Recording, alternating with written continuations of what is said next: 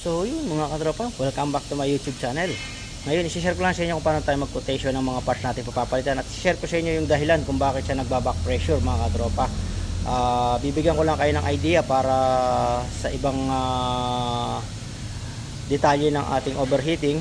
Baka maka-encounter kayo, lalo ng mga beginners, yung mga nag-uumpisa pa lang na nag-i-estimate or nagko-quotation mga katropa. So siyempre bago yung lahat, maraming salamat sa mga subscriber, likers at nagko-comment sa ating channel, sa ating content mga katropa. Yan, maraming salamat sa inyo mga katropa. Shout out sa inyong lahat. Shout out sa Mechanic Group Admin, kay parang Janjan, kay parang Louie, kay Sir Peter Tax, at sa mga ibang group admin, sa ating mga members. Shout out sa inyong lahat.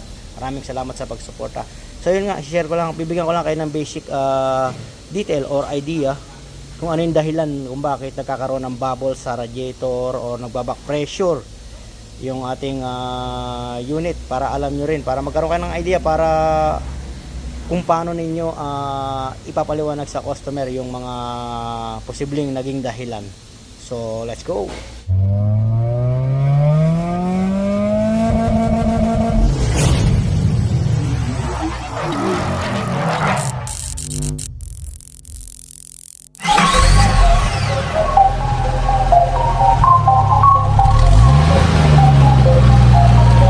The Mechanic TV.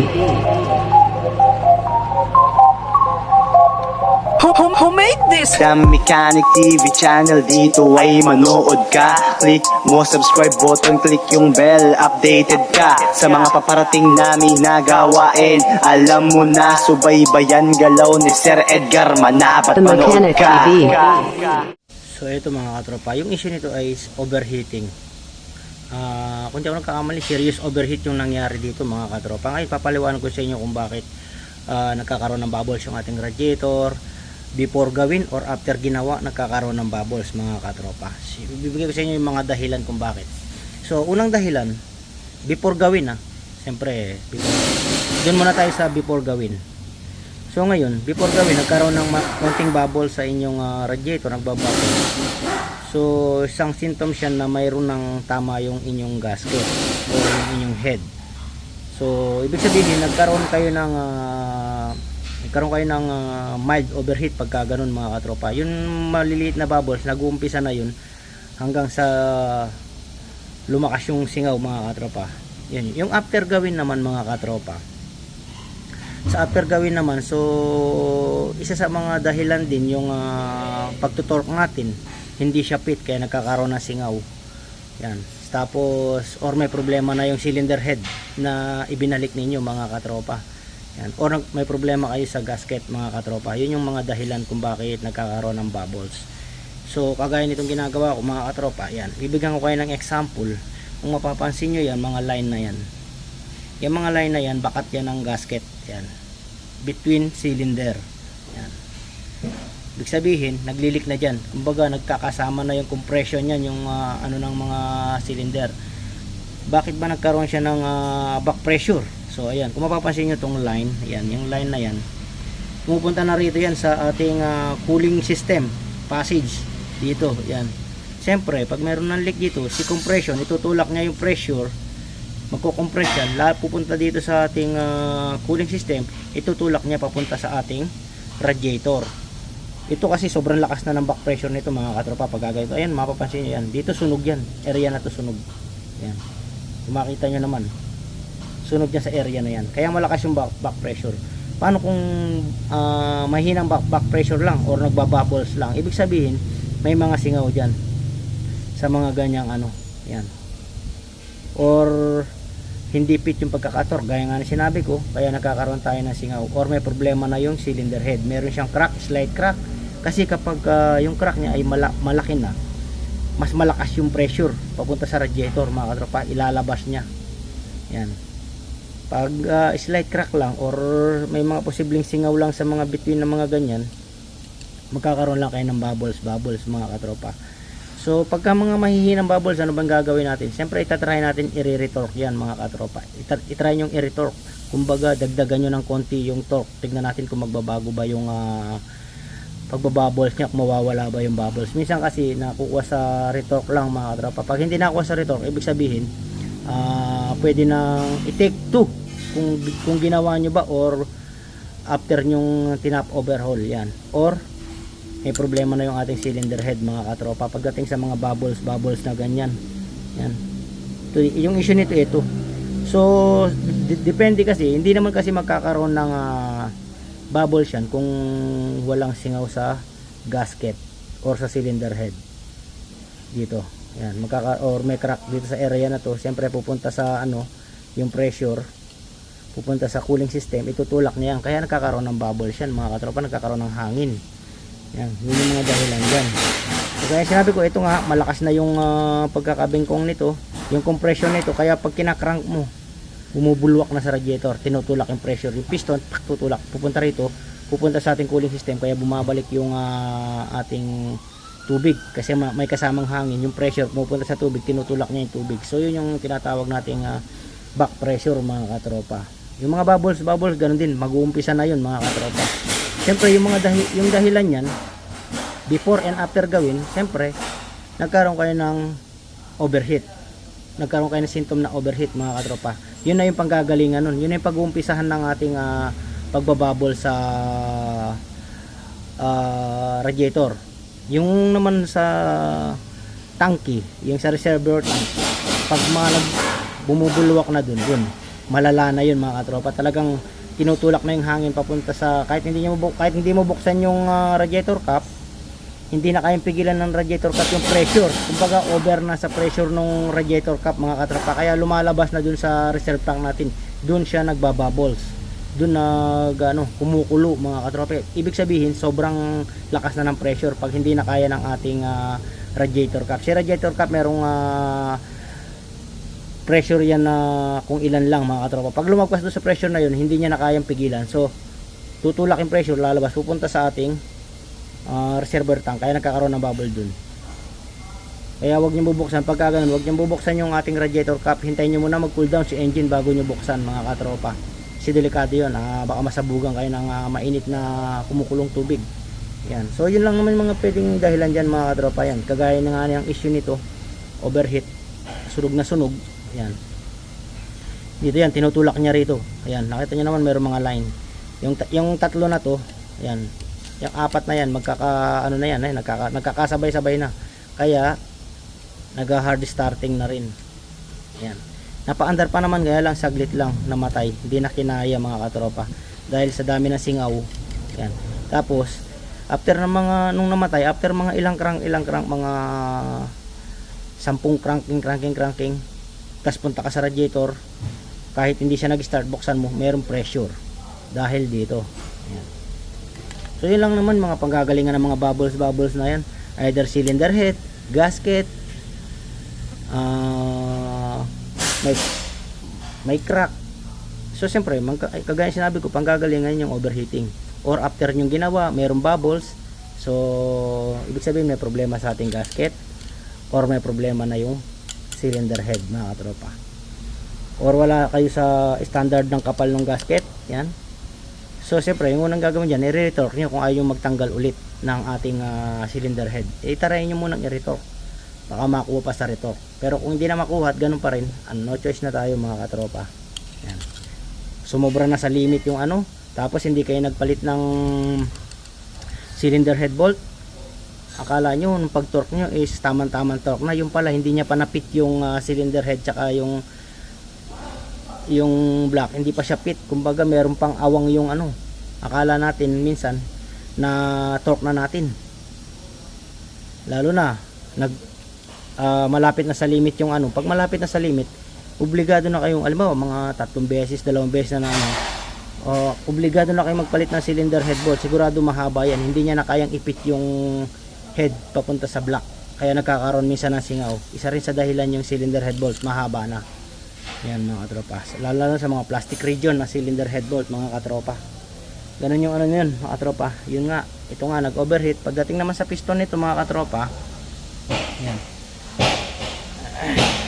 papapalitan ko na yan, may mga tama na yan. So ngayon, bago kayo pumunta sa piston, siyempre bago kayo mag-rotation, checkin muna natin maigi yan, siyempre yung ating mga parts na main parts na ating papapalitan. Pagdating sa main bearing naman kasi nito mga katropa, maganda pa yung main bearing, siyempre binuksan na, obligado natin palitan. Chinek ko yung main bearing, hindi pa siya nagagalaw, standard pa rin.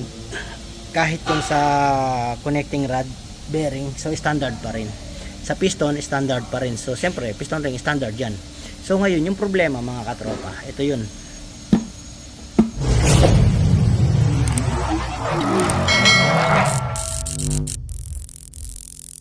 Yung ginagawa ko kasi mga katropa, bago ako mag-quotation, yan nga, tinatanggal ko yung ring sa piston, sinusukat ko yung luma.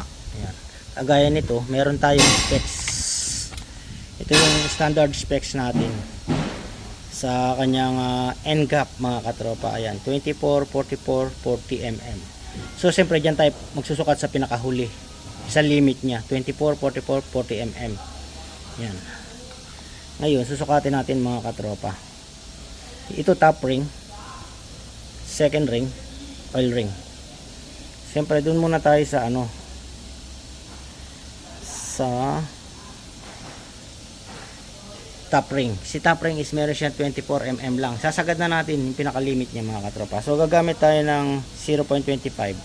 Sa 0.25 medyo maluwag mga katropa. Ayan, medyo maluwag siya. Lumang ano yan, lumang ring, maluwag. Try natin sa 30 kung papasok. Pumasok yung 30. Yan. So pumasok yung 30, yung limit natin hanggang 24 lang. Ibig sabihin malaki na yung kanyang ano, malaki na yung kanyang N-gap. Yan, sa top ring. Pagdating sa second ring, 44 or 45. Yan. So dito na tayo sa 40 muna. 40. Kasi wala tayong 45, 40. Yan. 40 pumasok. Dito tayo sa 50. Sa 50 is maluwag na maluwag pa mga katropa yung 50. Yan. So ibig sabihin wala na sa limit yung ating second ring.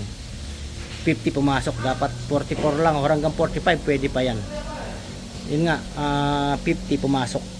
So ibig sabihin wala na sa ano yung N-gap, lumaki na. So dito tayo sa oil ring, tignan natin yung yan, 40 si oil ring.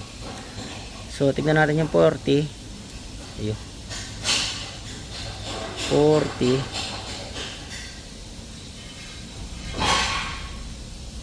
Ulitin nga natin yung ano ng ano, oil ring. Tulak natin. 40 yung pinakalimit. So siyempre pupunta na tayo kagad sa pinaka ano, 40 nya. So yung 40, saktong-sakto pa mga katropa yung 40. Yan. Pasok pa yung 40 mga katropa sa ating oil ring. Ayan. Medyo maluwag pa nga eh. Medyo maluwag pa sa oil ring sa 40.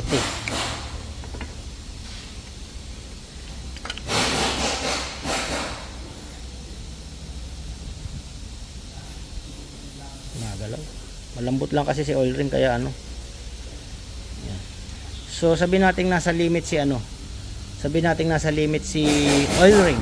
So si top ring tsaka second ring wala sa limit mga katropa.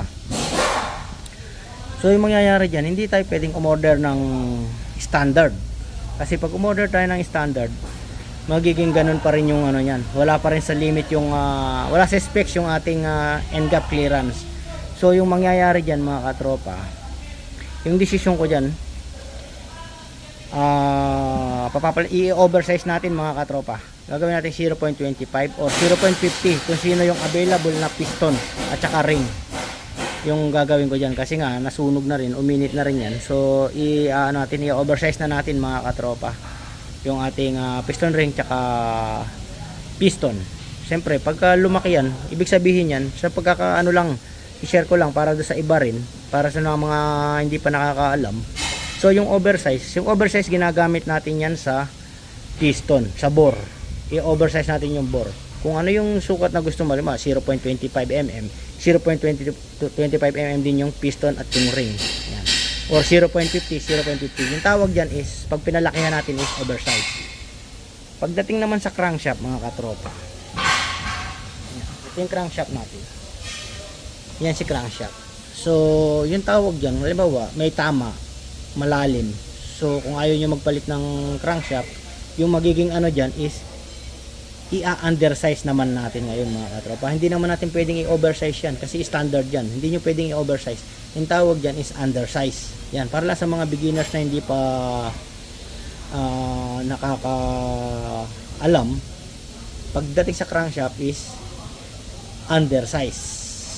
Sa connecting rod, main, pag may tama, machine shop natin, undersize yan. 0.25, 0.50, 0.75. Yan yung mga undersize na ano.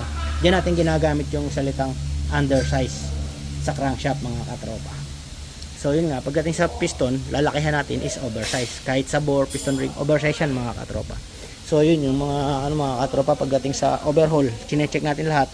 Si valve nga pala, si valve is siyempre papadala natin sa machine shop. Si machine shop yung magsasabi sa atin kung palitin na yung valve, kung may alog na sa valve guide or papalitan natin ng valve guide. Si machine shop yung mag-ano dyan, yung magsasabi sa atin na kung papalitan na natin. Siyempre dadali muna natin, sila yung mag-check nyan kung okay pa ba o hindi pa okay yung ating valve. Yan. Siya yung magse-setting yung mga katropa ng ating head. Gaya sinabi ko, pag wala na sa limit at malaki yung pagkakabengkong nyan, hindi na kakayanin sa pinakalimit niya, so si machine shop yung magsasabi sa atin na palitan na ng head, hindi na po pwede. Hindi niya i-replace yan mga katropa. Susukatin niya muna kasi yan. Susukatin muna kung alin yung may tama, yung lalim ng tama kung saan. Pag malaki, ibig sabihin mawawala na sa limit, so ititimbre sa atin ng machine shop. Hindi niya i-replace yan mga katropa. Hindi kagaya ng iba, hindi ko naman nilalahat na kahit wala na sa limit, nire-replace pa rin. Kaya nagkakaproblema si technician or si mechanic pagdating ng assemble. Pag pinaandar na, nagkakaproblema na mga katropa. Ayan. Kaya yun mga katropa, sa mga tropa nating machine shop dyan, dapat maging honest tayo pagdating sa mga ganyan mga katropa. So yun nga mga katropa yung ating engine. Papakita ko sa inyo yung aking quotation mga katropa para magkaroon kayo ng idea kung gaano karami yung sinulat ko mga katropa. Sinulat ko lahat ng nakita ko mga katropa kasi nga si customer na yung magde-decide niyan para hindi tayo magkaroon ng aberya pagdating ng huli mga katropa. So yun mga katropa yung about sa ating piston ring tsaka sa ating cylinder head, yung dahilan kung bakit siya nagbaback pressure. So ito yung aking quotation mga katropa. Ayan, ganyan lang ako gumawa ng quotation sa overhauling gasket, main bearing, conrod bearing, standard yung kailangan natin. So pagdating sa piston ring saka sa piston, kailangan natin ng 0.25 or 0.50 kung sino yung available na ano. Minsan kasi walang 0.25, 0.50 meron ganyan, or walang 50, walang 0.25. Pero mas maganda sana kung merong 0.25 para hindi masyadong malaki yung bawas mga katropa. Si oil pump assembly kasama yan, oil strainer, rear crankshaft seal, kasi si rear crankshaft seal nakahiwalay sa overhauling gasket yan pag Mazda mga katropa. So oil cooler, papapalitan natin yan, water pump, thermostat, kasi walang thermostat mga katropa. Si EGR, stack up, throttle body may leaking, oil filter, spark plug, oil, ATF, coolant. So dito naman tayo sa kabila sa machine shop works. Ayan. So pagdating sa machine shop po, siyempre si cylinder head, dadali natin yan, crack test, leak test, pressure test, kumbaga hydro test mga katropa, replace or skimming, cleaning, cylinder block, cylinder bore, oversize, 0.25, 0.50. So siyempre hintayin muna natin si piston bago natin dalhin sa machine shop. So nilagyan ko rin ng ganyan yung mga ibang parts na hindi natin nakita or late nating or hindi natin sinulat. So pwede natin i-follow, naka-take note naman mga katropa. Ganyan tayo gumawa ng quotation. Yan. Tapos siyempre meron tayong sign. Yan, siyempre. Yun mga katropa. Ganun lang tayo gumawa ng quotation. Yun mga katropa. Ganun lang kasi ka-basic yung pag-quotation ko ng engine na ginagawa ko. Siyempre, gaya sinabi ko, before natin gawin, checkin natin lahat kung ano yung mga dapat natin palitan. Sukatin natin kung mayroon dapat sukatin. Gaya ng ginawa ko mga katropa. Yan. So, sana nakakuha kayo ng idea mga katropa sa binigay kong basic tip lang mga katropa. Ulitin ko, hindi rin naman ako professional. So kaya yun lang yung magagawa kong i-share sa inyo mga katropa, na sana nakatulong sa inyo mga katropa. So hanggang sa muli, stay safe.